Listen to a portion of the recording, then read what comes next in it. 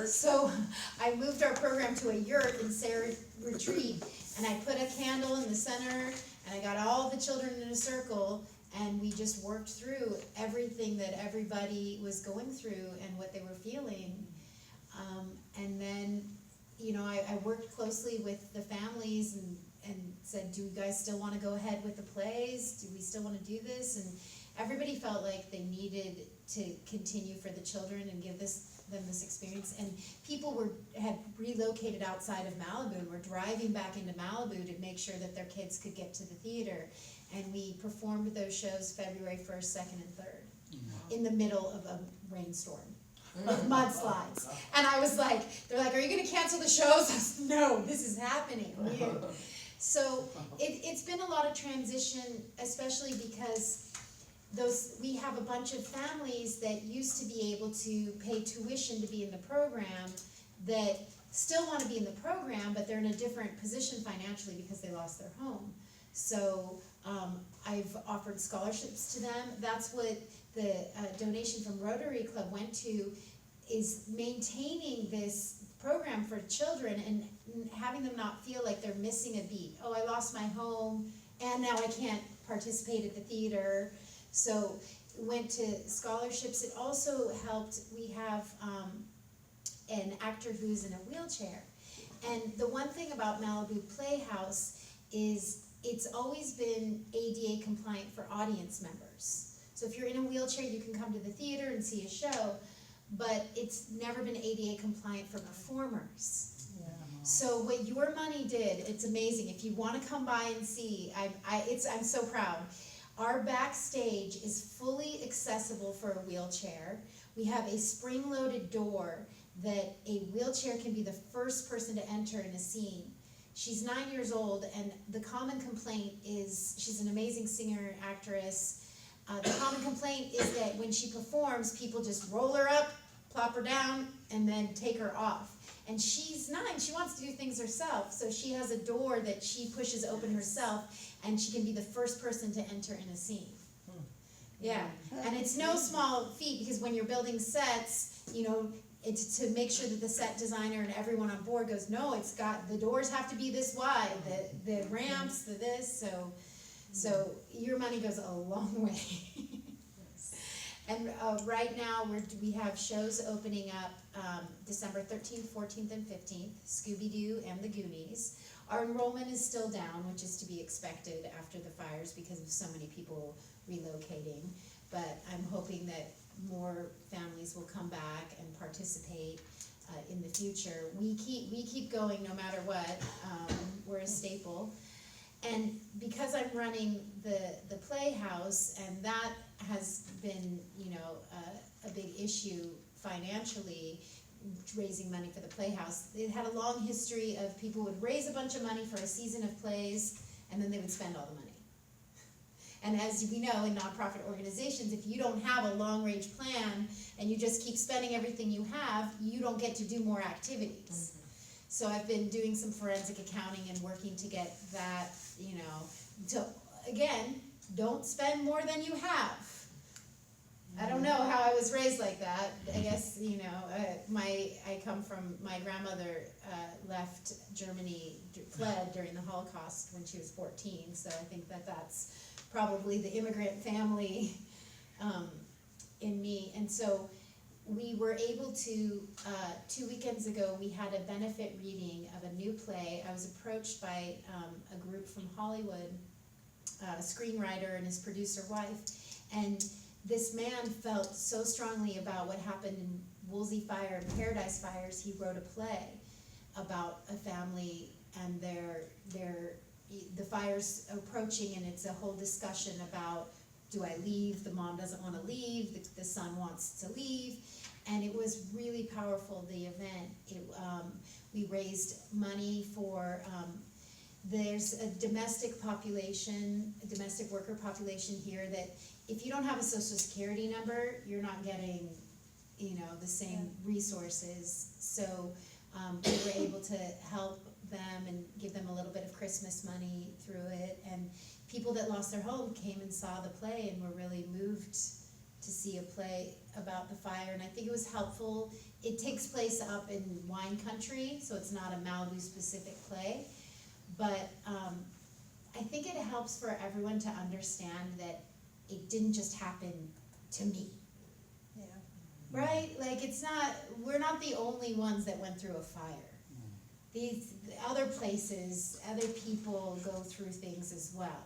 So that was important.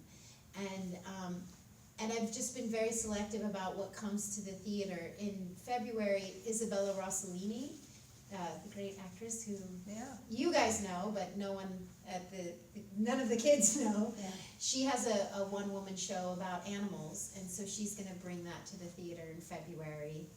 So I've opened up the theater for those kinds of events while we get our footing and find sustainable funding and a way to operate.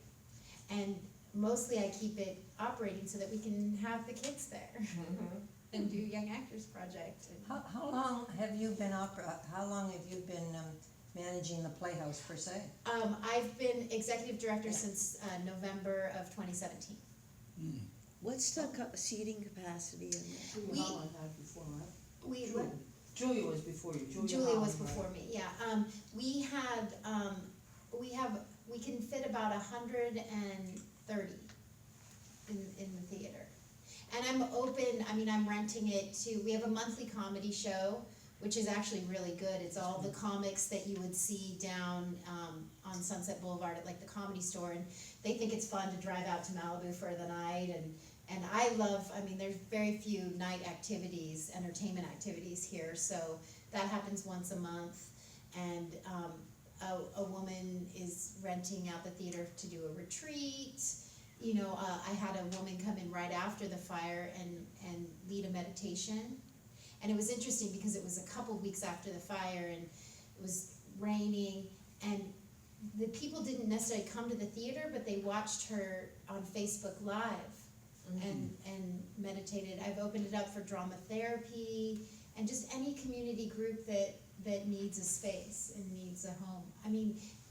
It sits empty quite a lot of the time. We're there right now with a bustle of activity, but once December 15th hits, there will be like 1 day of use for the rest of the month. So, and the rental rates are really reasonable. It's a $45 an hour nonprofit rate for an entire theater. It's, so a lot of people approach me about doing things there, but they want us to produce it. I'm like, with what?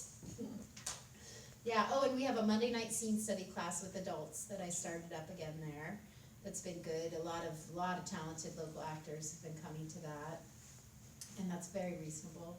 Does everyone know who bought the theater, the recent sale, Chris Martin, frontman for? A Coldplay. Coldplay. It's a band. It was Does in everybody the know that? I don't paper. know. No, it's no secret. Right, it was in the paper. I'm grateful that he bought it. Cowan, the landscaping company, wanted to get out of it for a long time. It was for sale for about 6 years. The theater itself is zoned as rural residential, which means that you can't develop on the property. So he's Otherwise- not gonna turn it into a nightclub or something crazy? No, it was, so because of its zoning and because of the way the city of Malibu is, if the property could be developed, it would have been sold in 10 seconds. But, so the plan is to keep it a theater.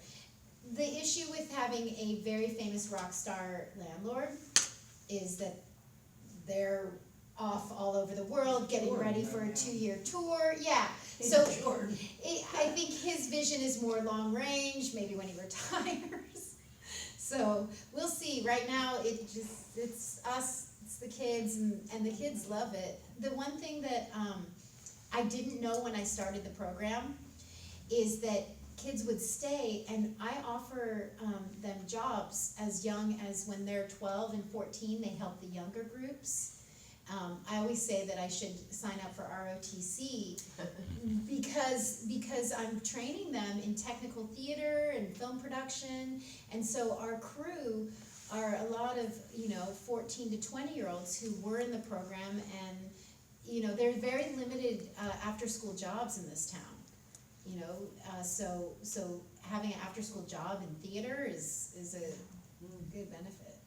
Could you tell us about the different groups you have, the kids and how they are grouped together? Yeah, so we have a young group of 5 to 7-year-olds, and I say if you can play Duck Duck Goose, that if you can follow directions for that, you can learn to act. We've had as young as 4 and a half, and then we have 7 to 9, 9 to 12, and then teen, and they all rehearse separately, which is maddening because that means show weekend. We do the shows back to back to back all day Saturday, all day Sunday. Oh, I'm exhausted. But it's good for the kids, and they come and watch the older kids shows. And then when we do the camps, we have a 3-week theater camp where they put up a play in 3 weeks, and then we have a 2-week film camp where they create a whole short film, and we have a screening in 2 weeks.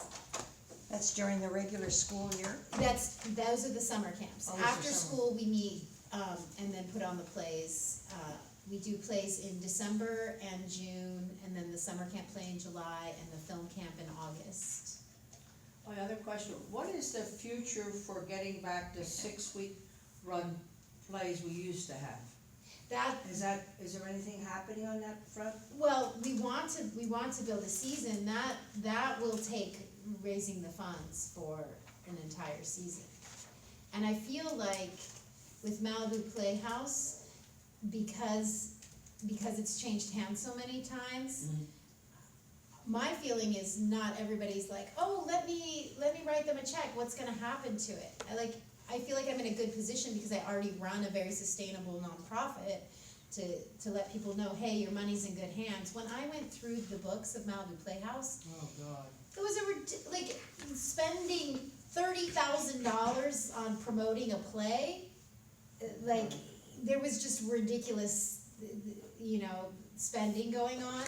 And I know how to make plays for not as much money, and it's a very far out theater. If you try to take that theater and compete in LA, it's just a different thing. I think it's best when it's community, when you have people in the community in the shows, then people come and see the shows. Yeah, audience. Yeah, I mean, we don't have a problem with the children's shows, and actually the young age group, it's filled, because their grandparents are still alive, everybody's coming to see it. By the time you get to the teens, there's like 10 people in the audience to watch the teens. They're over it. So in other words, you're saying funds have to be raised before the 6-week runs? Before there's a season again. But everybody's on board with, like, that's the way to run a theater, is to have a season of plays. Absolutely. But just to raise a bunch of money to have one season of plays, I don't think you have to have a long range goal.